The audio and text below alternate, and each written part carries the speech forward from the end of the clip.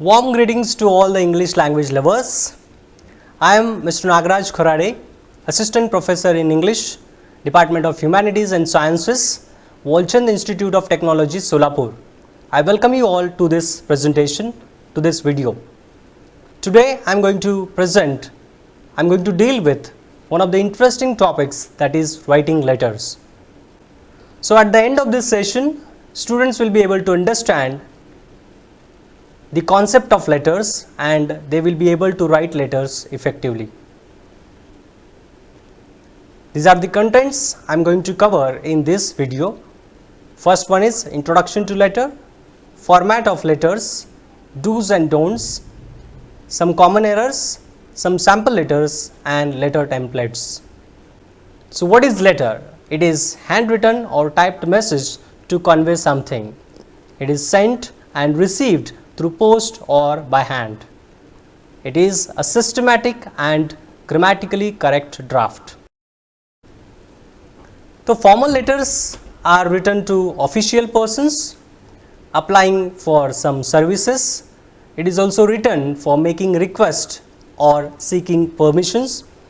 Formal letters are also written to register complaints, to make inquiries, etc., or to discuss some official things. So these are some of the elements of letters we include in the letters.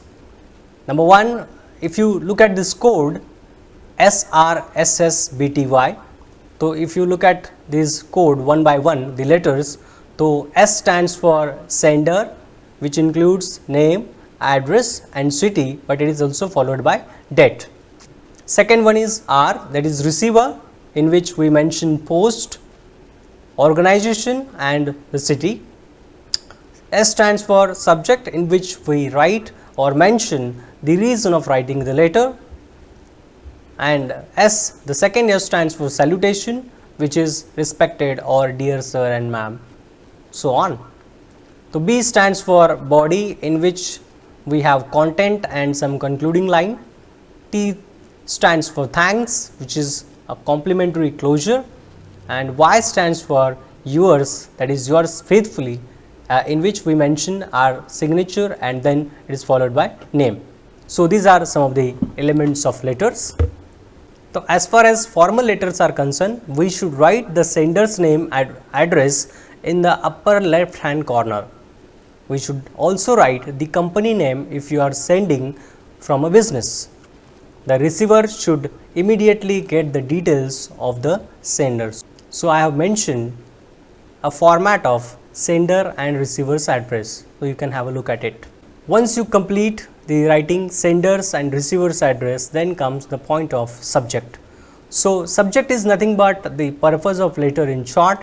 It should be short and clear and it should not exceed more than 10 words. So here I have quoted some examples of subject. For example, regarding permission for leave, regarding permission for attending an FDP, invitation as a chief guest, so on and so forth. Then the next S, which stands for salutation, varies from person to person. It depends on your relation with the receiver. Usually it must begin with dear or respected followed by a comma. For example, dear Mr. Vijay or Miss Vijaya, dear sir or madam, respected sir or madam if you are writing a letter to the head of the institution. It is body, so it is the main part of the letter, the message the sender wants to convey. It should be short and clear. It can be divided into the following parts, that is introductory paragraph, middle paragraph and concluding paragraph, that is call to action. This slide particularly focuses on the introducing the purpose. So you can use these sentences or phrases to start your purpose. I am writing this to with reference to the above subject. I am writing to in reference to the subject cited above. I am writing to with reference to your letter of 28th December. I wish to. I am writing to inquire about. These are some of the phrases you can use. Again, concluding line and complimentary closure, which we mention at the end of the letter. So thanking you with best regards can be used, and yours faithfully or yours sincerely can be used. But remember, my dear friends, the yours, when you write yours, there should not be apostrophe s. So, it is simply yours without any apostrophe. If you are putting apostrophe after r and then it is followed by s, it is wrong. So, without apostrophe yes, yours is correct. So, some of the do's I have mentioned here. To use clear communication, keep your content concise, use an appropriate tone and style, use the right formatting as I have mentioned in the earlier slides, make sure your signature is clear, know your reader and use the language accordingly, proofread your letters in terms of grammar, spelling and capitals. So, some of the don'ts should also be mentioned. You should keep in mind all these don'ts. Avoid informal language, as letter is formal one, so you have to use formal language. Don't make errors in grammar, spelling and punctuations. Don't use so many abbreviations, contradictions and emotive language. Don't use complex or technical language. Don't make mistakes while writing recipient's details, and don't rely on technological tools so much. Now, this is a leave application template in which you can mention respected sir, and then you can go ahead with in reference to the subject mentioned above. I am writing this to seek permission for dash days leave for reason, you can mention reason and so on.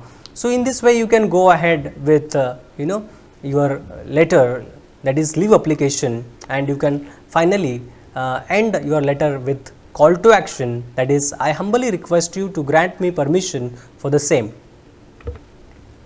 Now, this is one of the templates again, it is of post leave letter. So, once you take leave and then you want to write leave letter, leave application, so you can use this template. I am writing this to seek permission for dash days leave which I took on, so you can mention date, and for then you can mention the reason why you have taken the leave, and at the end you can conclude with your call to action, that is I humbly request you to grant me permission for the same.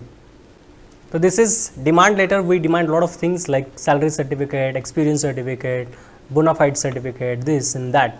So, in this regard you can use this demand letter template.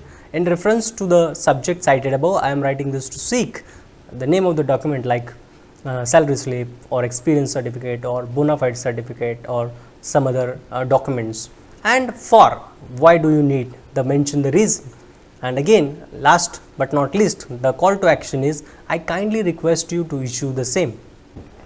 So, this is how you write letters at this moment. So, without any sender's details, you start directly with the receiver's address and his details, but it is wrong, and again there is no proper format. So, we take letters or letter writing very casually, but it should not happen, my dear friends, because this is again very important aspect of our personality, and therefore, it should be very formatted, it should have proper format. So, now you write letter, if you write letter in this way, the letter you are supposed to write in this particular manner.